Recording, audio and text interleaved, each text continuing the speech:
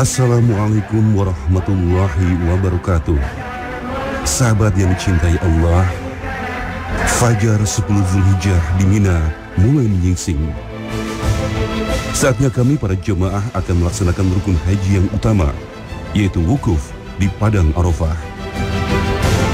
Tibalah waktu mustajabah, di mana tiada penghalang antara hamba dan Tuhannya. Inilah waktu haji yang sebenarnya. Haji adalah Arafah. Dari Aisyah radhiyallahu anha, Rasulullah bersabda, sebaik-baiknya doa adalah doa pada hari Arafah. Hadis riwayat Tirmizi. Sahabat yang dicintai Allah, usai wukuf kami bersiap untuk melakukan ibadah sunnah, yakni melempar jumroh. Sebuah napak tilas perjalanan Nabi Ibrahim alaihissalam, istri dan putranya tercinta Ismail alaihissalam. Dengan keteguhan hati mereka melawan setan yang menghasut untuk tidak menjalankan perintah Allah.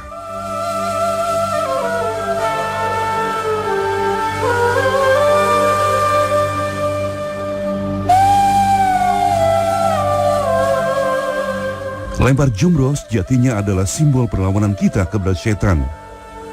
Perlawanan yang tidak akan pernah berhenti dan membutuhkan komitmen dan keteguhan hati. Karena setan sudah berjanji di hadapan Allah akan selalu menjauhkan anak Adam dari jalan Allah Subhanahu wa Ta'ala. Sahabat yang dicintai Allah, alhamdulillah saya dengan Ustadz Ali ini bawa batu. Ada beberapa batu yang ada di tangan saya karena memang di awal itu ada jumrah ula 7 kali batu, jumrah wusta 7 kali batu, dan jumrah Aqabah juga 7 kali batu. Dan ini perlambangan saja bahwa inilah bentuk perlawanan kita kepada syaitan. Bukan hanya sekedar sekali saja langsung selesai, tidak. Karena apa? Syaitan sudah memang betul-betul mengikrarkan diri.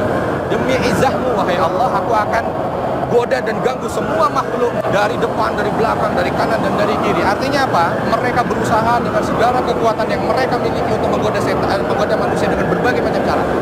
Kalau ini apa yang mereka ikrarkan, maka hendaknya ini pun yang kita ikrarkan. Kita mampu untuk mematahkan berbagai macam bentuk halangannya, mampu mematahkan godaan-godaannya dengan berbagai macam cara juga.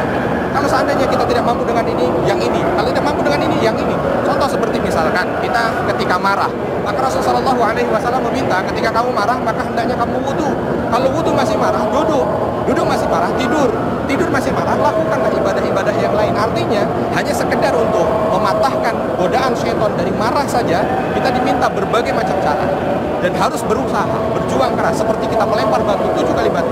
Ini yang harusnya menjadi satu motivasi untuk diri kita pribadi. Mulai detik ini melawan syaitan bukan hanya dengan satu cara, tetapi dengan berbagai macam cara sampai syaitan tidak lagi mampu untuk mencoba membisikkan godaannya kepada kita. Dan inilah poros surga.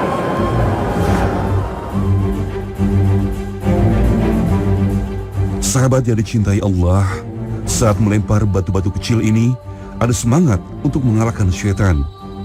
Luapan perlawanan yang harus kita jaga agar iman senantiasa hidup dalam hati kita. Sikap dan karakter ini harus melekat dalam pribadi para jemaah yang melaksanakan haji. Perlawanan yang akan terus berlanjut hingga seluruh jemaah pulang ke negerinya masing-masing sampai datang kematian. Sahabat yang dicintai Allah, alhamdulillah selesai kita dari Aqabah, Ula Wusta Aqabah. Dan ini bukan hanya sehari, 3 hari sampai dengan tanggal 12 kalau kita nafar awal, dan 13 kalau kita sampai nafar tani. Artinya apa? Beginilah bentuk perlawanan kita kepada syaitan. Tidak hanya berhenti pada satu masa, tapi terus berjalan. Ini simbol saja. Kenapa? Karena Allah Subhanahu wa Ta'ala menegaskan kita diminta untuk menyembahnya sampai datang kematian. Wa'bud rabbaka hatta ya'tiyakal yaqin. Sembahlah Allah sampai datang kematian. Menyembah Allah, melawan syaitan masuk dalam kategori menyembah Allah. Maka kita diminta melawan syaitan ini bukan hanya dalam 1-2 kali masa saja, tidak, tapi kita diminta untuk melawannya sampai mati, sampai detik terakhir dalam kehidupan kita. Syaitan harus mampu untuk kita lawan. Kalau ini mampu kita lakukan, maka insya Allah ini masuk bahagian daripada pengejawantahan perintah Allah Subhanahu wa Ta'ala kepada kita, dan termasuk dalam aplikasi dari lempar jumrah yang Allah syariatkan kepada kita ketika kita melaksanakan ibadah haji. Dan inilah poros surga.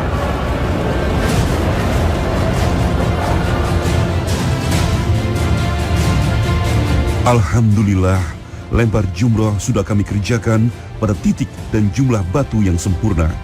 Tugu Jamarat Ula, Wusta, dan Aqabah kini menjadi saksi janji kami melawan syaitan dalam kehidupan kami. Semoga Allah menerima ibadah kami ini dan membebaskan kami dari godaan syaitan yang terkutuk. Sahabat yang dicintai Allah, alhamdulillah saat ini kita perjalanan pulang menuju ke maktab kembali, ya, dari tempat kita melontar. Dan dari sini kita juga mendapatkan pelajaran penting bahwa orang itu bisa dikatakan sukses sesuai dengan apa yang disampaikan oleh Allah Subhanahu wa Ta'ala dalam surah Ali Imran. Faman zuhziha 'anil nar wa udkhilal jannata faqad faz. Wa mal hayatud dunya illa mata'ul ghurur. Bahwa sukses itu adalah ketika orang itu zuhziha 'anil nar, dijauhkan dari neraka dan dimasukkan ke dalam surga. Maka itu masuk dalam kategori sukses. Dan kalau kita lihat, ya, ini ada sahabat kita. Assalamualaikum. Waalaikumsalam. Dan kalau kita lihat bahwa pekerjaan syaitan itu dia mencoba untuk menggeserkan nilai kesuksesan yang ada dalam Al-Quran ini di dalam benak manusia. Kadang-kadang syaitan mengatakan dunia itu ketika orang dapatkannya maka itu yang disebut dengan sukses. Ketika dia dapat jabatan itulah sukses. Ketika dia bisa hidup nikmat semata karena bisa memuaskan keinginannya saja itulah sukses. Padahal sukses adalah ketika dijauhkan dari neraka dan dimasukkan ke dalam surga. Maka dari sini kita bisa tahu bahwa orang ketika dia mampu untuk menghindari syaitan dan dia mampu untuk mengikuti apa yang disampaikan oleh Allah Subhanahu wa Ta'ala, maka insya Allah dia masuk dalam kategori manusia-manusia yang sukses. Sahabat yang dicintai Allah, mudah-mudahan motivasi dari lempar jumrah ini tertanam dalam hati kita yang paling dalam, sehingga ketika pulang ke tanah air kita punya satu keyakinan bahwa musuh utama kita dalam kehidupan adalah syaitan, dan ketika kita melawannya bukan hanya dengan satu atau dua cara tapi dengan berbagai macam cara dan perlawanannya sampai dengan kematian kita, maka insya Allah ini yang bisa menghantarkan kita kepada kebahagiaan dunia dan akhirat, dan inilah poros surga.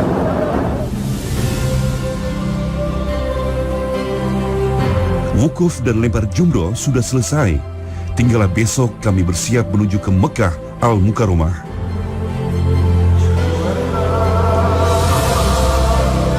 Sahabat yang dicintai Allah, kami tiba di Masjidil Haram untuk melaksanakan rukun haji berikutnya, yakni tawaf ifadah.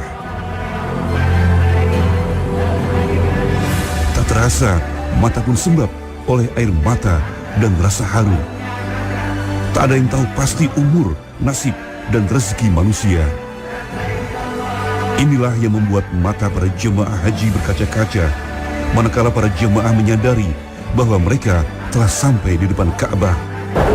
Sahabat yang dicintai Allah, alhamdulillah saat ini kita sedang tawaf ifadah, mengingat apa yang diperintahkan oleh Allah Subhanahu wa Ta'ala dalam surah Al-Baqarah ayat 199.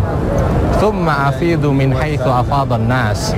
Kita diminta ketika selesai dari wukuf di Arafah segera menuju ke Musdalifah dan menyelesaikan tawaf ifadah, ya. Dari sini subhanallah kita bisa mengambil satu pelajaran penting, bahwa dalam ibadah haji Allah Subhanahu wa Ta'ala menginginkan agar kita sebagai orang-orang yang melaksanakan ibadah ini senantiasa dalam keadaan yang berbuat baik terus-menerus. Dari Arafah langsung ke Musdalifah, dari Musdalifah langsung silahkan mau ifadah ataupun dia lontar jumroh. Artinya tidak ada satu waktu pun kecuali diisi untuk bisa melaksanakan aktivitas ibadah. Beginilah Islam, ya.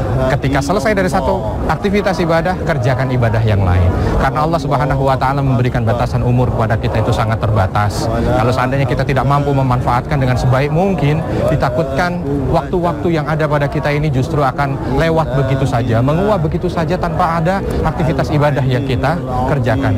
Faida farakta fangsab, ya, maka ketika kita selesai mengerjakan sesuatu, hendaknya kita bersegera untuk melaksanakan amal soleh berikutnya. Sahabat yang dicintai Allah, alangkah indahnya ketika kita mampu untuk melaksanakan hal yang seperti ini.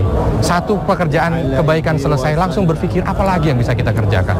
Satu kebaikan selesai, apa lagi yang bisa saya kerjakan. Kalau terus begini kehidupan kita, maka insya Allah keberkahan dari Allah Subhanahu wa Ta'ala akan berlimpah kepada kita, dan inilah poros surga.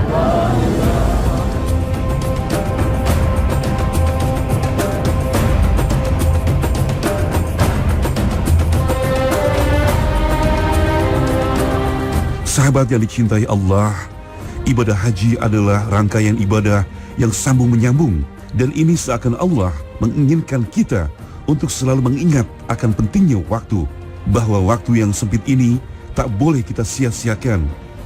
Waktu begitu penting hingga Allah bersumpah dengan waktu. Wal asri, demi masa. Sesungguhnya manusia berada dalam keadaan merugi, kecuali mereka yang beriman dan beramal soleh.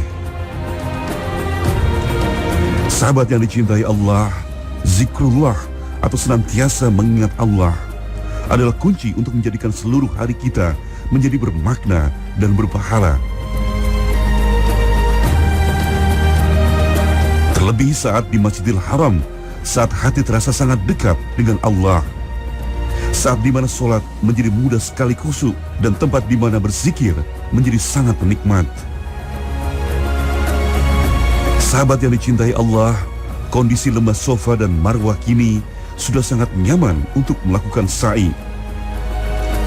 Namun tetap saja berlari-lari kecil sebanyak 7 kali dari Safa ke Marwah membutuhkan tenaga dan stamina yang prima. Kita bisa bayangkan betapa berat perjuangan Siti Hajar dahulu. Saat itu antara Safa dan Marwah tidak ada atap seperti sekarang ini. Teriknya lembah padang pasir langsung menyengat Siti Hajar dan bayi Ismail. Upaya Siti Hajar mencari air untuk sang bayi Ismail patut kita teladani bersama. Bahwa sebagai muslim kita harus bekerja dengan semaksimal mungkin. Segala upaya harus dilakukan, sementara hasilnya kita serahkan kepada Allah Subhanahu wa Ta'ala.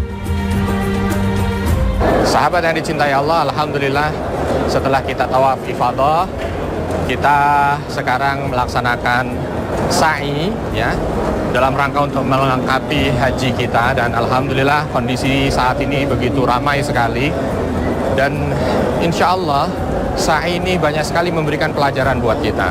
Salah satunya dalam sa'i ini, salah satu yang disunahkan untuk diperbanyak adalah kalimat-kalimat takbir, ya, kalimat-kalimat tahlil.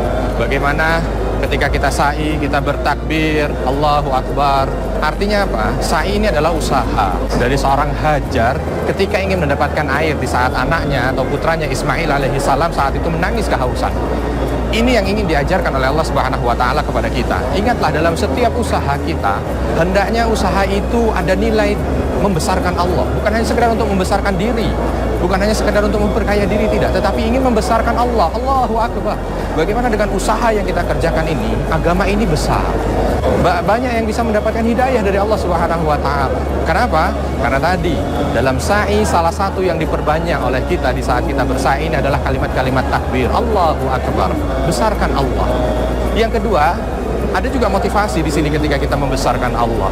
Ketika kita membesarkan Allah dalam usaha kita, maka yang kita harapkan hanyalah ridha Allah. Bukan hanya sekedar hal-hal yang bersifat duniawi semata, tidak. Capek kita bukan karena hanya sekedar dunia. Lelah kita bukan hanya sekedar untuk dunia, tapi untuk Allah Subhanahu wa Ta'ala. Insya Allah, kalau kita mampu menghiasi kerja kita menjadi kerja yang seperti ini, maka setiap langkah kita dalam aktivitas usaha kita itu bisa menghapus dosa kita dan menaikkan derajat kita. Bahkan capeknya kita itu akan membawa kita menuju surga Allah Subhanahu wa Ta'ala, dan inilah poros surga.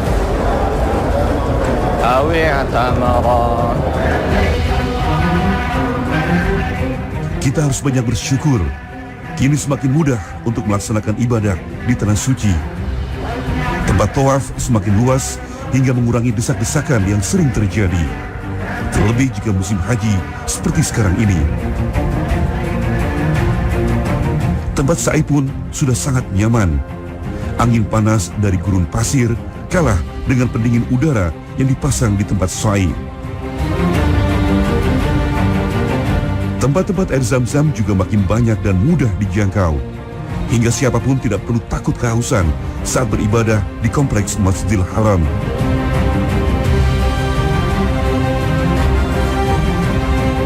Sahabat yang dicintai Allah, ibadah sejatinya adalah ujian ketaatan kita kepada Allah. Hai orang-orang yang beriman, taatilah Allah dan taatilah Rasul-Nya dan ulil amri di antara kamu. Kemudian jika kamu berlainan pendapat tentang sesuatu, maka kembalikanlah ia kepada Allah, Al-Quran, Rasul, dan Sunnah, jika kamu benar-benar beriman kepada Allah dan hari akhir. Demikian itu lebih utama dan lebih baik akibatnya. Al-Quran, Surah An-Nisa ayat 59. Dari sini Allah Subhanahu wa Ta'ala akan memilah-milah mana hambanya yang taat dan mana hambanya yang ingkar. Prosesi tahallul adalah bukti bahwa ibadah adalah ujian ketaatan semata. Allah sebenarnya tidak butuh dipuja-puja. Dialah zat yang sudah agung melebihi apapun. Setelah tahallul, apa-apa yang dilarang saat berikhram menjadi halal kembali. Ujian bukan sesuatu yang tanpa akhir, melainkan tahap yang ada ujungnya, di mana pahala dan hukuman menanti hamba yang menjalankan atau meninggalkannya. Sahabat yang dicintai Allah, alhamdulillah kita sudah menyelesaikan sa'i dengan jamaah. Dengan ini kita berhak untuk tahallul tsani, berhak untuk mengakhiri semua aktivitas ibadah haji kita dengan sukses, alhamdulillah. Itulah dia tahallul. Kita lihat bagaimana bahagianya sahabat-sahabat kita dengan doanya kepada Allah Subhanahu wa Ta'ala. Tahallul artinya orang itu diberikan kemudahan oleh Allah untuk dihalalkan kembali hal-hal yang mungkin dilarang di saat dia melaksanakan aktivitas ihramnya. Ketika orang menggunakan pakaian ihram, maka ada hal-hal yang dilarang oleh Allah Subhanahu wa Ta'ala untuk dikerjakan. Tapi begitu dia tahallul, dia diperbolehkan untuk melakukannya. Sahabat yang dicintai Allah, ini ada nilai tersendiri. Bagaimana Allah Subhanahu wa Ta'ala mengajarkan kepada kita. Hidup di dunia itu ujian. Seperti orang ketika melaksanakan aktivitas ihram, ujian saja. Ada yang dilarang, ada yang dibolehkan, ada yang dilarang, bahkan yang dimubahkan pun di luar ihram dilarang di situ. Yang diminta oleh Allah adalah ketaatan seorang hamba. Dan ketika dia mampu menjalankan ketaatan itu, ternyata ada akhirnya, ada ujungnya. Apa ujungnya? Tahallul. Dia diberikan kemudahan oleh Allah Subhanahu wa Ta'ala untuk bisa melakukan hal itu kembali. Begitu juga orang ketika dia mampu meniatkan hidup di dunia dengan ibadah, melaksanakan apa yang diperintahkan oleh Allah, menjaga larangan-larangan Allah Subhanahu wa Ta'ala, maka dia juga akan bertahallul di akhir hayatnya. Dia diperbolehkan, dihalalkan oleh Allah untuk bisa masuk ke dalam syurga. Ya ayyatuhan nafsul mutmainnah, irji'i ila rabbiki radiyatan mardiyah, fadkhuli fi ibadi wadkhuli jannati. Wahai jiwa-jiwa yang tenang, kembalilah ke kehadiran keridhaan Tuhanmu dengan keadaan yang diridai. Pulanglah ke Allah Subhanahu wa Ta'ala dalam keadaan yang diridai, dan masuklah dalam golongan hambaku, serta masuklah ke dalam surga. Tidak ada kalimat yang lebih indah yang didengarkan oleh orang yang dalam keadaan sakaratul maut kecuali kalimat panggilan seperti ini, sahabat yang dicintai Allah. Dan mudah-mudahan kita semua dengan kemudahan yang Allah berikan kepada kita, kita mampu untuk bisa mendengarkan seruan ini dari Allah Subhanahu wa Ta'ala, sehingga kita berhak untuk bisa masuk ke dalam surganya. Dan inilah poros surga.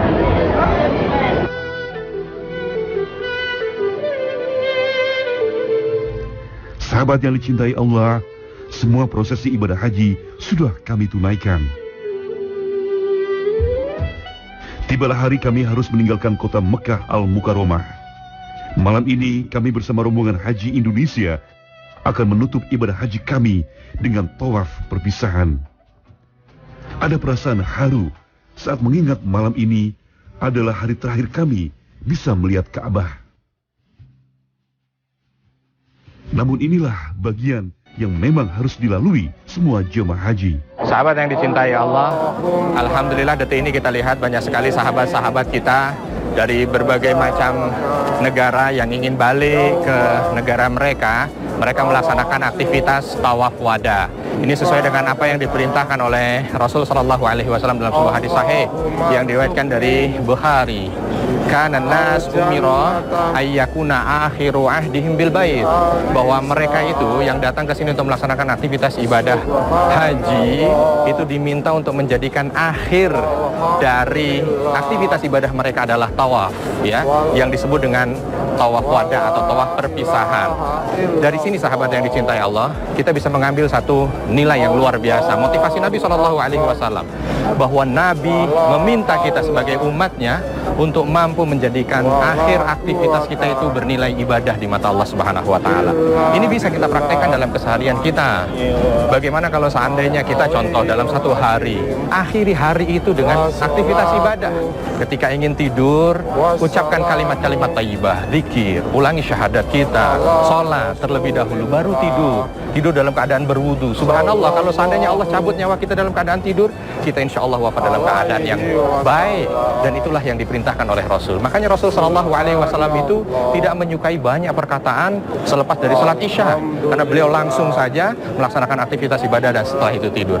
Mudah-mudahan dari sini bisa menjadi motivasi kita untuk terus semangat mendapatkan akhir yang baik, husnul khatimah, dan inilah poros syurga.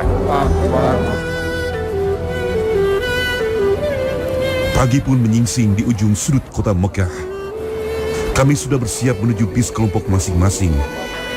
Tawaf perpisahan sudah kami lakukan. Artinya, kami harus segera melanjutkan perjalanan, yakni pulang ke tanah air.